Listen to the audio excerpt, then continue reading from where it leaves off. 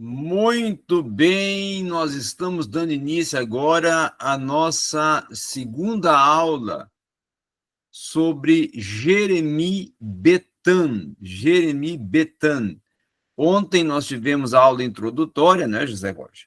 Tratando ali as questões da biografia, tratando as questões também dos seus princípios gerais, da forma como ele atua, que ele vê, que ele propõe, a, não só a visão de direito, mas a visão de lei, de justiça, de ordem. E hoje nós começaremos já nos direcionando para algumas questões particulares e peculiares do olhar, da visão e da proposta de Jeremy Bentham para o direito, ou até podemos dizer para a teoria do direito, tá? Até a teoria do direito, acredito que fica melhor para nós utilizarmos.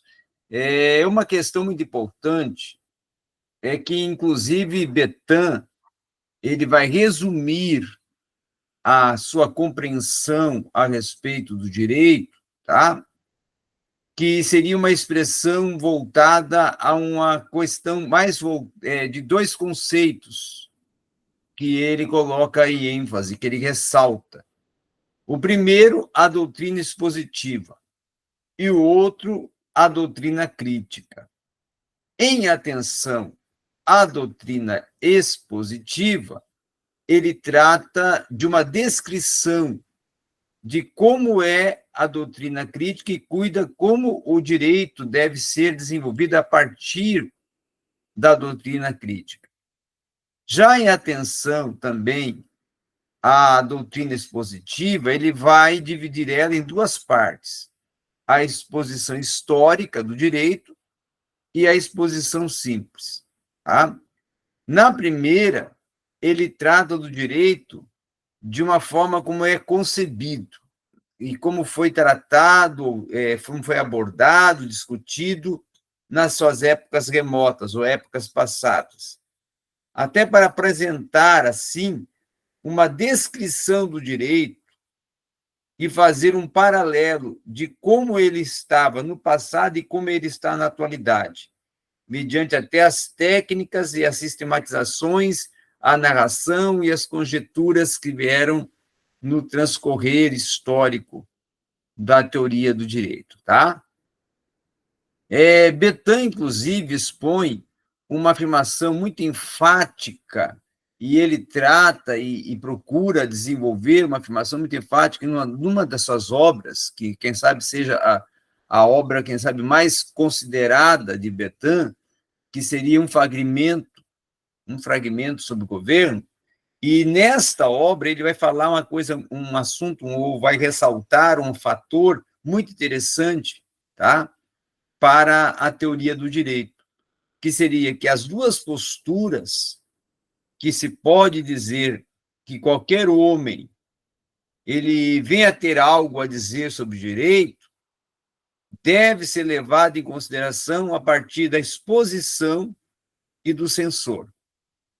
Concernente, assim, a postura de um expositor, porque o advogado se torna também um expositor, dizer como ele supõe que é o direito, e a do censor é a ensinar o que se crê que o direito deva ser. Então, a primeira vai se preocupar principalmente em estabelecer ou investigar os fatos. Já a última, em discutir as razões, como as razões devem ser discutidas. Tá? O expositor, então, se mantém a partir de uma esfera de atuação e não vai ter uma relação em nenhuma das faculdades da mente que não seja a apreensão, a memória e o juízo. Já o censor, ele, em virtude daqueles sentimentos de prazer ou até de desagrado, tá? Ele vai partir para se encontrar com uma união de um objeto a partir de uma consideração que vai manter a relação com os afetos. Tá?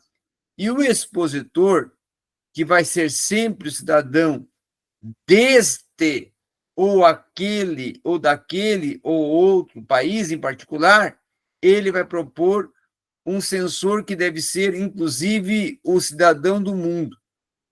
E aí ele vai dizer também que ao expositor irá sempre competir a tarefa, tá?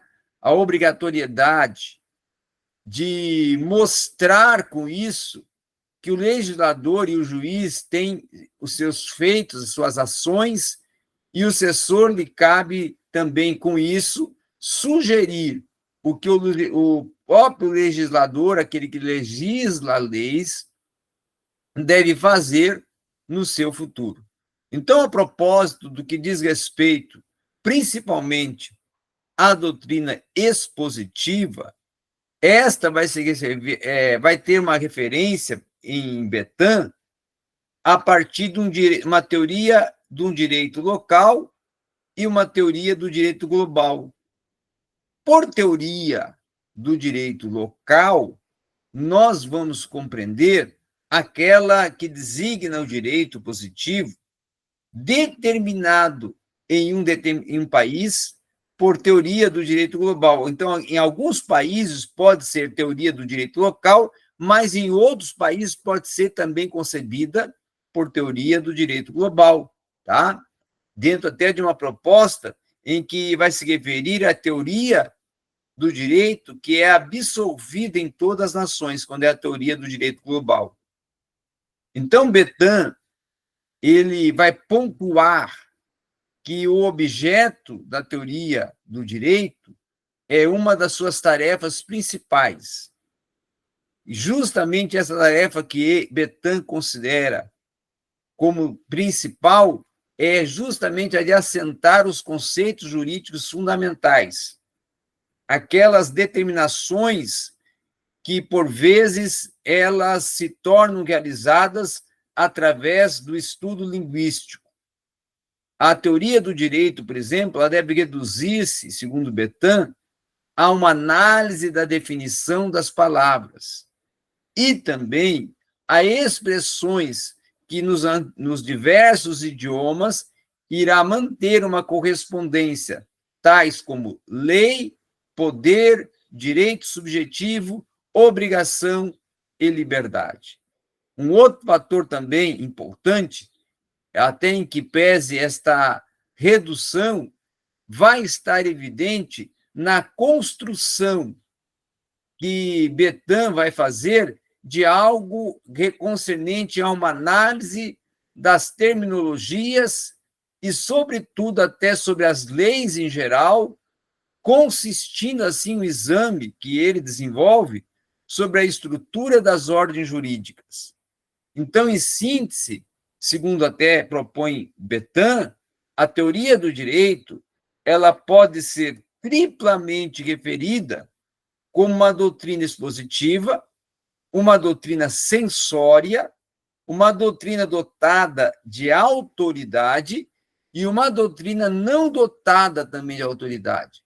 Então, existe um paralelo entre doutrina dotada de autoridade e doutrina também não dotada de autoridade.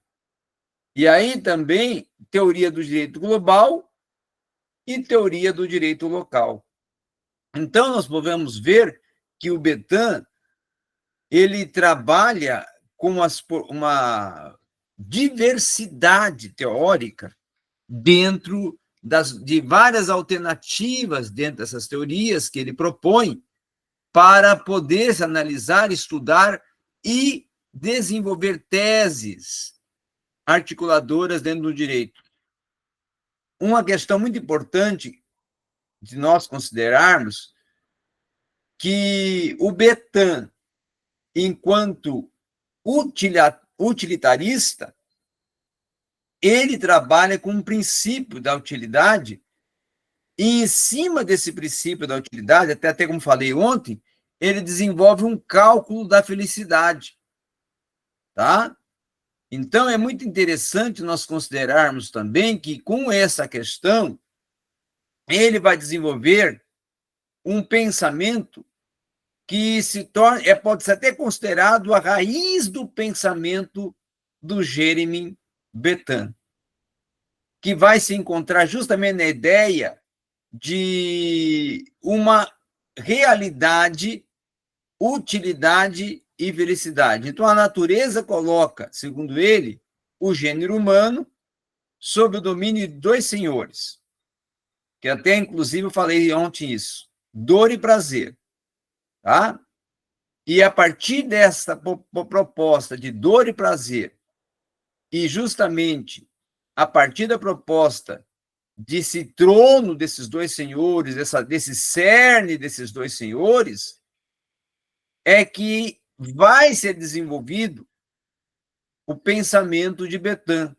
Então, o objetivo dele é alcançar um reconhecimento de uma construção do edifício da felicidade através da razão e também, claro, da lei. Então, para Bethan, são cruciais algumas questões como o princípio da utilidade, o termo em si, utilidade, a correção e a moralidade. E aí é interessante até nós estudarmos, e vamos a partir de agora, o que ele quer dizer com cada uma dessas facetas da sua proposta de pensamento central, ou o pensamento central de Bertrand a partir de cada uma dessas facetas. O princípio da utilidade, para ele, e o que ele considera a partir de princípio de utilidade, é uma aprovação ou uma desaprovação de qualquer ação segundo a tendência de aumentar ou diminuir a felicidade de uma pessoa cujo interesse dessa pessoa está em jogo. Tá? Vou até repetir.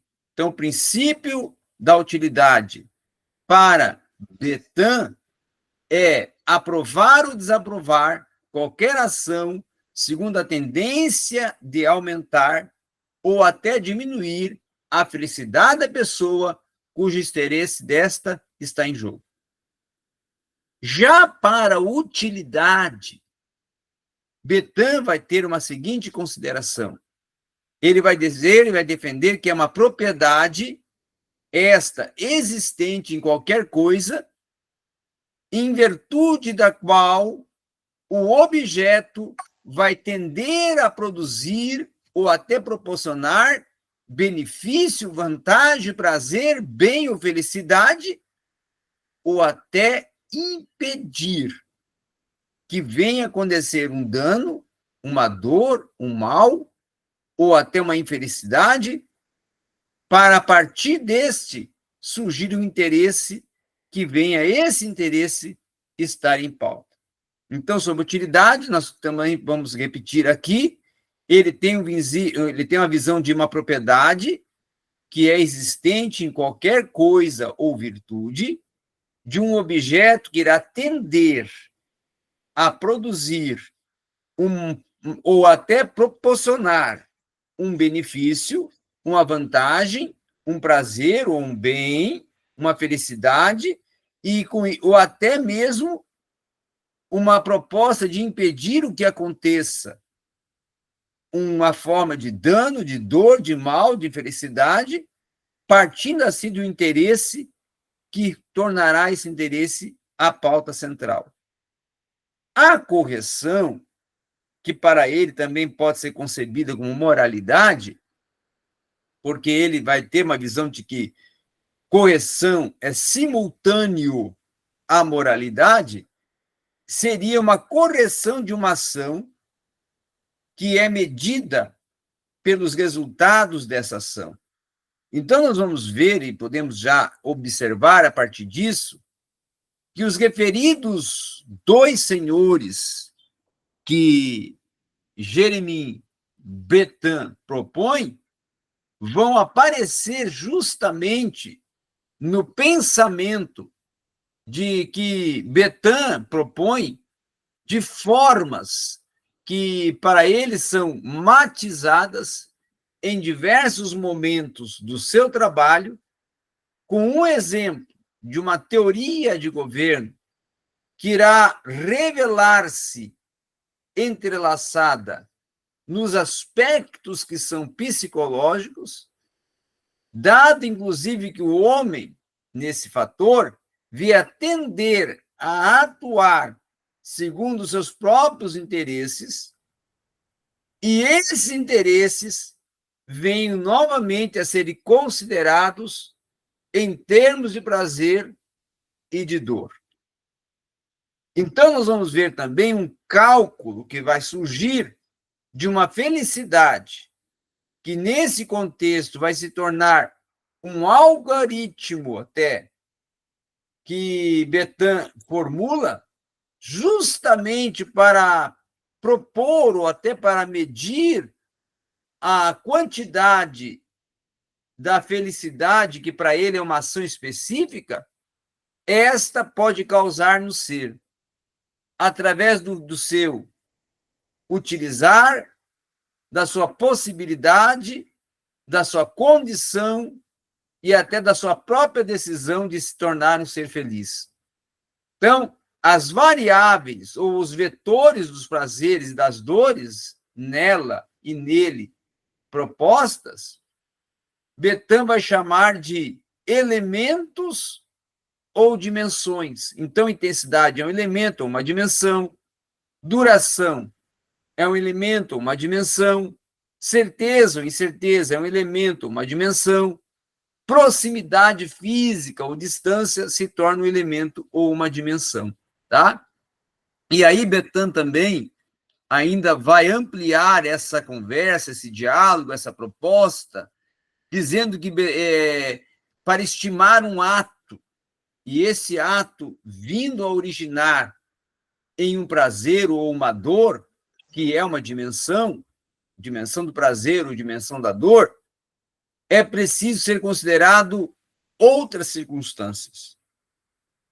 Primeiro, a fecundidade, que é uma probabilidade de um ato ser seguido por sensações de um mesmo tipo.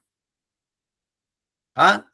Segundo, pureza, que também se torna uma probabilidade de um ato ser seguido por sensações de tipos opostos.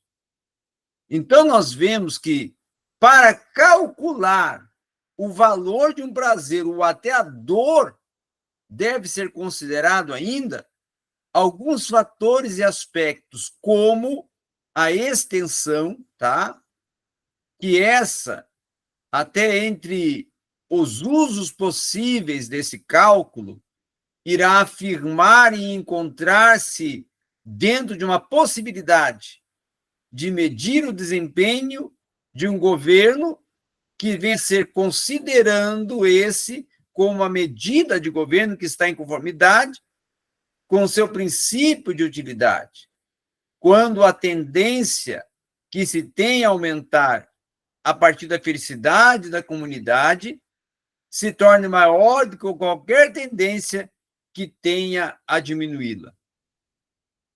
O governo, então, nesse aspecto, ele é avaliado conforme as suas realizações. E assim ele é visto, ele é percebido a partir da missão cumprida pelos governantes, que irá, segundo Bethan, ser consistida ou fundamentada em uma promoção da felicidade da sociedade e também de punindo e recompensando, ou seja, punindo o transgressor e aquele que impede a felicidade da sociedade e, ao mesmo tempo, recompensando aqueles que colaboram pela felicidade da sociedade, tá? E aí, até nesse aspecto, ele tem uma conotação, um sentido aristotélico. Então, nós podemos ver também que ele extrai uma consequência de obrigações que vão fazer sentido justamente quando são apoiadas dentro de uma sanção ou de uma punição. E ele também vai propor que haja e que tenha elementos que sejam caracterizadores, esses elementos, de normas jurídicas. Como, por exemplo, nós podemos até enumerá-los, a ação humana, tá? É um, e depois o soberano e a sua supremacia, que são elementos que ele vão considerar, ou ele vai considerar, o Jeremy Bentham, como elementos de princípios caracterizadores das normas jurídicas que conduzem até os meandros das normas jurídicas, tá? A ação humana, que é um desses elementos, ele vai dizer, ele vai defender que se torna um princípio básico da formulação que Bentham propõe de noção de prazer, de dor, a partir dos elementos que nós até falamos já anteriormente, que ele denomina de dois senhores, né? Dor e felicidade, ou dor e prazer. E aí Bentham entende que essa ação humana, ela se expressa num movimento que é realizado pela vontade de um agente, que este irá cercar de um prazer que irá se nutrir uma expectativa de obter. Sendo assim, se torna uma ação humana e uma vontade que irá manter uma relação imediata, e esse indivíduo, quando ele atuar, irá procurar realizar uma ação que irá lhe proporcionar maior felicidade. Então, a ação humana e a vontade vão apresentar um conteúdo para o Jeremy Bentham que seja este considerado a partir de uma visão social. E aí, a partir de uma visão social, ele vai dizer que uma pessoa ela é considerada partidária, tá? Ela é considerada partidária e política no princípio da utilidade. Quando há aprovação ou até a desaprovação que se dá a alguma ação ou até alguma medida, ela é determinada pela tendência que, no seu entendimento, tal ação ou medida vai ter a aumentar ou até diminuir a felicidade dessa comunidade. Uma outra questão também importante que nós temos que considerar é que Bentham, quando ele fala de ação humana, ele também está falando de motivações. E ele vai dizer que a ação humana tende a aumentar a felicidade porque ela se orienta de acordo com o princípio da utilidade, de maneira até que associa os seus deveres ao prazer que auxilia-se na atribuição do sentido e nas palavras como essas devem ser aplicadas, tá? Até Bentham também vai questionar como que ocorre esse efeito da felicidade no ser e como é que ele é mensurado naqueles que consideram-se viver em quadros de dor, tá? Em quadros de supressão da felicidade. Então, o soberano e a sua supremacia, que é um outro elemento desses princípios propostos pelo Jeremy Bentham, ele vai dizer que a sociedade política, primeiramente, deve ser definida e proposta ou conceituada como um número de pessoas que vai ter por um hábito obedecer a uma pessoa ou uma assembleia de pessoas que estarão reunidas com algumas características em comuns, tá?